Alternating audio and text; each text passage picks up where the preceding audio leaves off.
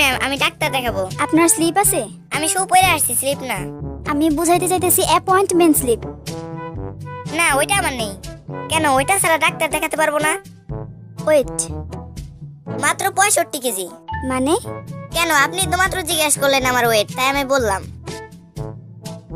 শুনুন, আগামীকাল সকালবেলা আপনার প্রস্রাব টেস্ট করব। এই বোতলে আপনার প্রস্রাব নিয়ে আসবেন। তো টেস্ট কি আপনি করবেন, আপনার সহকারী করবে? আরে না, আমি নিজেই টেস্ট করব। প্রস্রাবের বোতল তো ঠিক আছে, কিন্তু চানা চুরালেন কেন? না, ভাবলাম খালি মুখে টেস্ট করবেন, ব্যাপারটা খারাপ দেখায় না, তাই চানাচুর আনলাম। চানাচুরের সাথে টেস্ট করে মজা পাবেন।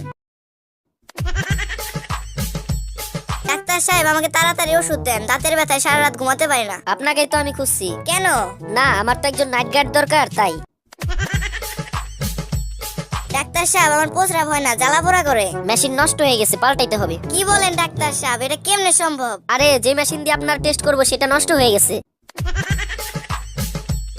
আচ্ছা, আপনার খাবার সবসময় ঢাকা রাখবেন। ঢাকা তো অনেক দূরে, কুমিল্লায় রাখলে চলবে?